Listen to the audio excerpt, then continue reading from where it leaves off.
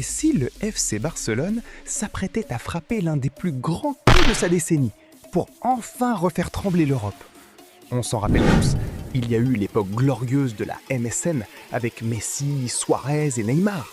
Plus récemment, nous avons eu le trio magique formé par Lamine Yamal, Robert Lewandowski et Rafinha. Mais aujourd'hui, le Barça prépare une toute nouvelle formule, une attaque totalement réinventée pour rouler sur la Liga et viser le sommet absolu, la Ligue des Champions. Pourtant, la situation de départ semblait critique. On le sait, le président Joan Laporta et la direction catalane doivent toujours composer avec des caisses vides, des restrictions budgétaires étouffantes et la menace permanente du fair-play financier. Mais malgré ces galères, le directeur sportif n'a pas chômé. Pour pouvoir acheter grand, il a fallu trancher dans le vif et acter des départs majeurs pour assainir la masse salariale. La première grande page qui se tourne, c'est évidemment celle de Robert Lewandowski. À 37 ans, le géant polonais quitte la Catalogne après un passage marqué par des buts précieux et un rôle de grand frère dans le vestiaire. Il s'envole vers les États-Unis, du côté du Chicago Fire en MLS, pour y signer un contrat de 2 ans et terminer sa carrière sous le soleil américain. L'autre départ, beaucoup plus douloureux sur le plan émotionnel pour les supporters, c'est celui d'Ansu Fati, le gamin de la Masia, celui qui avait hérité du mythique maillot numéro 10 après le départ de Lionel Messi, incarnait tout le futur du club. Malheureusement, brisé par une succession de graves blessures depuis 2020, il n'a jamais pu retrouver son niveau d'antan. Après un prêt convaincant à Monaco, où il a inscrit 12 buts, le Barça a décidé de le vendre définitivement au club de la Principauté pour environ 11 millions d'euros. Du côté des gardiens, le ménage continue. Iñaki Peña s'est engagé au Panathinaïkos en Grèce pour 3 millions d'euros, tandis que le capitaine, Marc-André ter Stegen, en conflit ouvert avec une partie des dirigeants, tourne lui aussi la page à travers un prêt vers l'Ajax Amsterdam.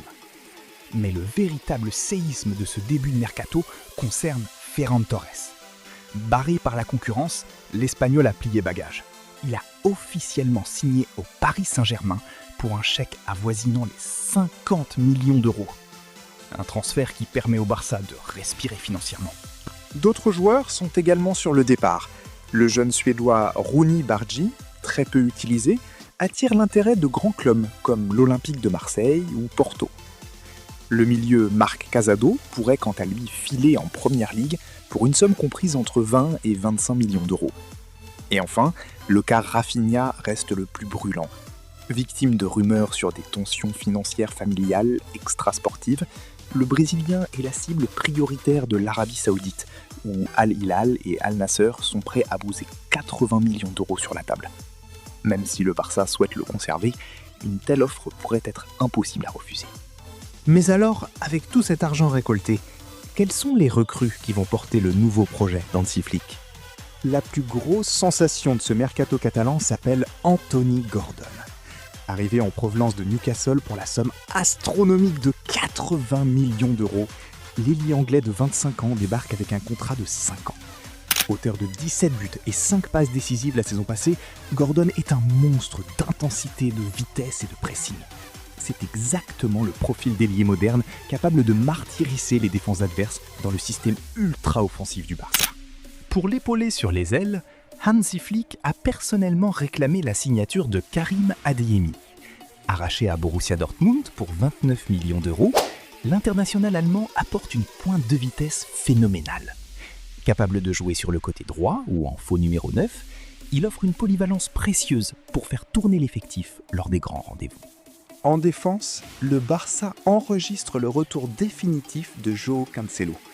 Libéré par Al Hilal pour seulement 10 millions d'euros, le Portugais revient dans un club qu'il aime particulièrement. Même s'il comporte des risques défensifs, son apport offensif, sa qualité de passe et sa capacité à repiquer au milieu de terrain correspondent parfaitement à la philosophie de jeu barcelonaise. Le club prépare également l'avenir en signant le jeune prodige égyptien de 18 ans Hamza Abdelkarim, recruté après ses performances étincelantes en Coupe du Monde U20. Mais le président Joan Laporta ne compte pas s'arrêter là. Le rêve ultime de ce mercato se nomme Julián Alvarez. Le FC Barcelone a déjà transmis une offre formelle de 100 millions d'euros à l'Atlético de Madrid pour s'offrir l'attaquant argentin. Avec son pressing incessant, sa finition clinique et son intelligence de déplacement, Alvarez serait la pièce manquante pour faire passer cette équipe dans une autre dimension. En défense centrale, les dirigeants négocient également pour faire venir la vitesse de Mickey Van de Ven ou l'agressivité de Cristian Romero en provenance de Tottenham. Si l'on résume, à quoi va ressembler le 11 titulaire du FC Barcelone pour cette saison 2026-2027 ? Dans les cages, nous devrions retrouver Johan Garcia ou Wojciech Szczesny. En défense, une ligne à 4 composée de Jules Koundé ou Hector Ford à droite, Alejandro Balde ou Joao Cancelo à gauche et une charnière centrale de fer articulée autour de Ronald Araujo, Pau Cubarsí ou Eric Garcia.